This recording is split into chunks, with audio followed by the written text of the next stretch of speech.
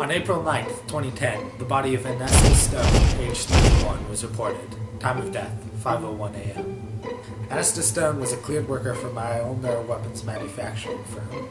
Minutes later, the body of a young girl was also reported. She was Vanessa Stone's daughter. That was there for you take your child to work day, Mariah Stone, aged 11. Such murder should not go unpunished, and it seems young Mariah believes so as well. This brave young girl, in the few moments she had left after being pushed off the ledge overlooking the park and being fatally injured on impact, were looking for her assailant. It had happened that it was Criminal Awareness Month at the office, and that on that week, photos of Jack Sparrow were posted around the room. And knowing the name and image of Jack Sparrow, she was able to communicate with us. To help us solve our case.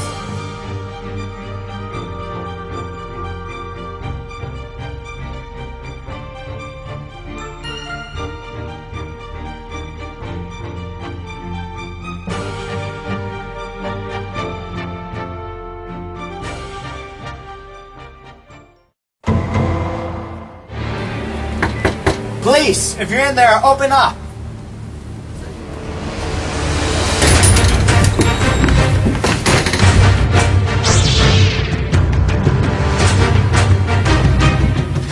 Clear!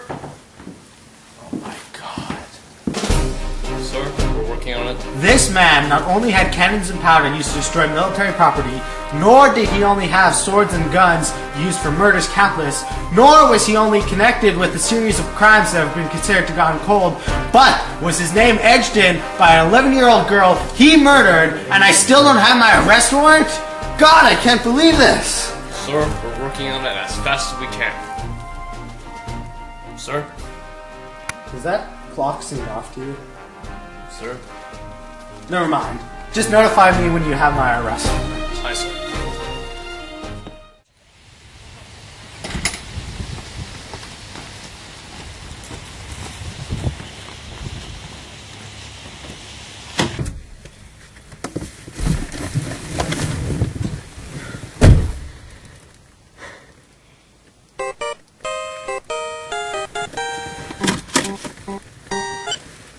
Cassio here. Good work. I'm on my way. Sir, is that him? Yeah, that's him. Jack Sparrow! Hi, that's me, Captain Jack Sparrow. You're under arrest. Don't do anything stupid!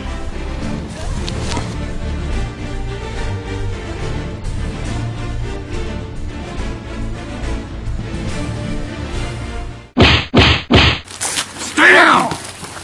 Gun! Jack Sparrow, you are under arrest for murder, genocide, piracy, robbery, vandalism, and kidnapping. You have the right to remain silent. Anything you say can and will be used against you in the court of law. You have the right to an attorney. If you cannot afford an attorney, one will be appointed for you. The suspect, Jack Sparrow, has nowhere to go at this point in time. Let's not forget the seriousness of the crimes at hand. Capital offenses and major felonies. Not to mention he's already escaped custody before. But that was back at a time where information passed easily from person to person. His face is well known. He can't escape. The defense asks that you place him under house arrest. I understand what you're saying, Mr. Soper, but due to the charges brought against the defendant, I'm inclined to agree with the prosecution and err on the side of caution. No bail. Bailiff, take the defendant into custody. Court is adjourned. The evidence against Sparrow is overwhelming. It all says that he must be the killer. If it continues to turn out this way, the sentence tomorrow will be the death penalty. He would need to appeal to the Supreme Court and get on their docket. But at that point it would be too late, as he would be connected to the cold case. I would have to try to get him to the mental hospital. However, if what Sparrow tells me is true, and he is innocent, then there must be a contradiction somewhere. It seems that I'll have to do some detective work on my own if I am to solve this case.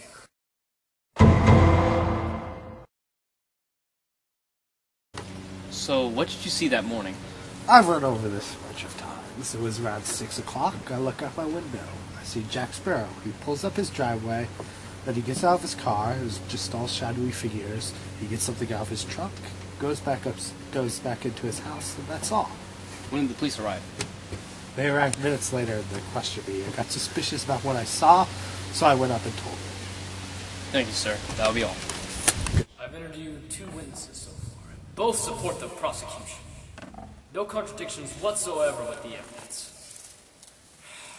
One more witness to try and find something.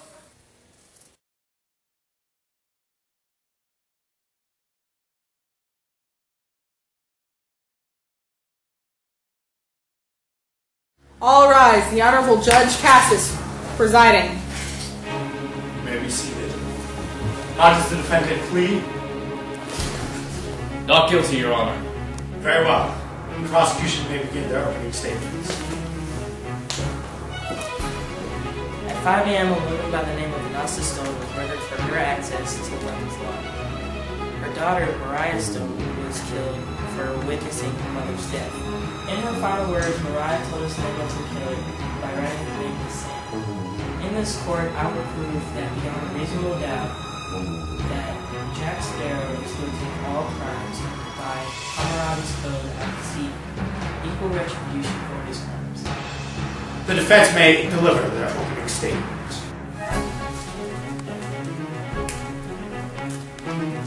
Currently, the evidence may be overwhelming, but I will prove to you that the perpetrator of these crimes was not the defendant. Very well. The prosecution may call their first witness.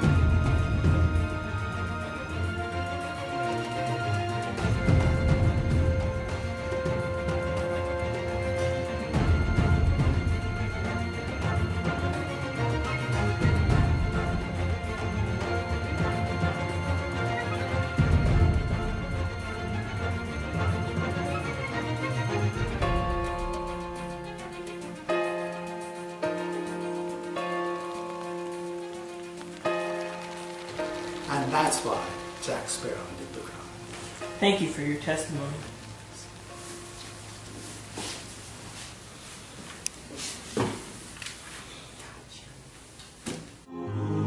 Do you have any witnesses you'd like to call to your defense, Mr. Stoker?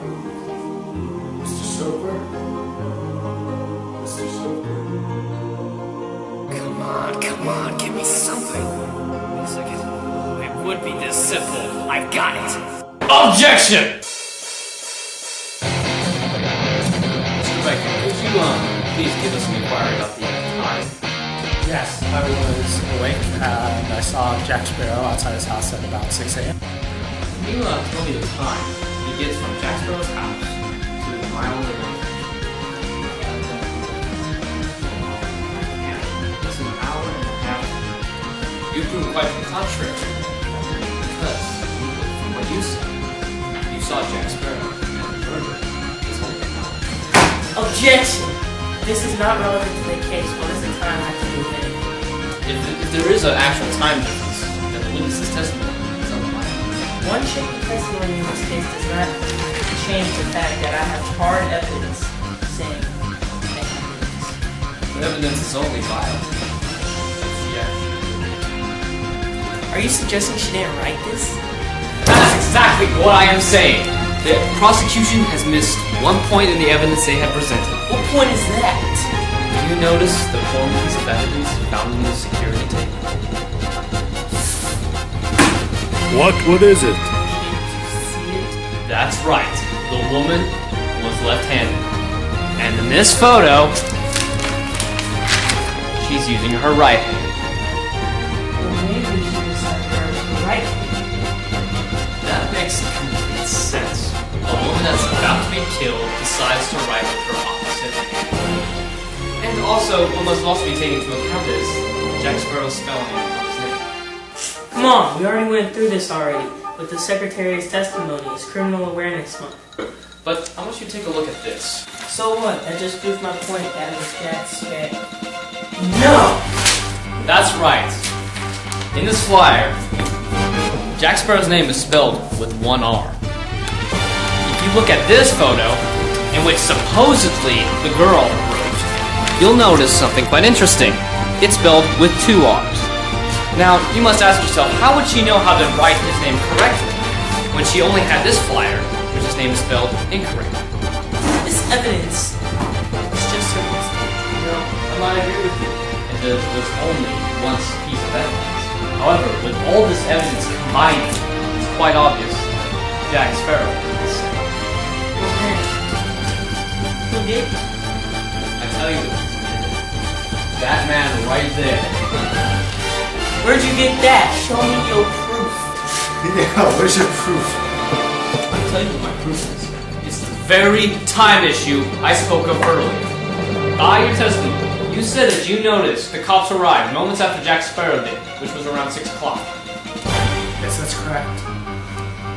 But, by police documents, they arrived around 8 o'clock. Why would there be a 2-hour time difference? May I ask for what time it is? 2:11. This clock is the same clock found inside Jack Sparrow's house, and the time difference is 2 hours. What? That's right, 2 hours. The exact difference in the witness's testimony, which means Beckett was in Jack Sparrow's house. Oh! Rebellious! Restrain him!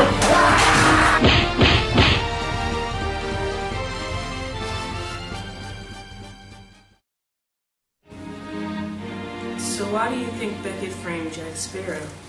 It's quite simple, Ash. Beckett was responsible for the cold case crimes, right? Yes, sir. And the police were constantly searching for him. So, he figured to end this, to stop the police from searching for him, he would frame Jack Sparrow. Planted evidence inside his house and made it look like Jack Sparrow was responsible for the cold case crimes. Obviously, that wasn't the case, and we found out the truth. That Beckett was the criminal that we were searching for. That was only almost complete genius. But it failed. A very interesting tale indeed. Well, in light of recent events, I have no other choice but to declare the defendant not guilty. Court is adjourned. Hooray, we won!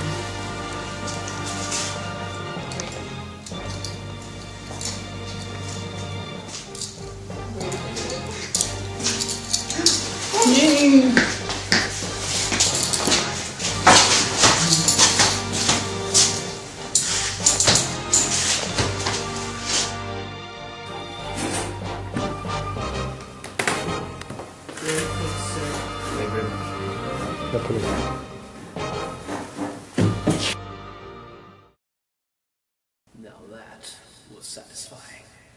An innocent man was proven innocent today, even with overwhelming evidence against him. It shows off the beauty of our justice system working at its finest.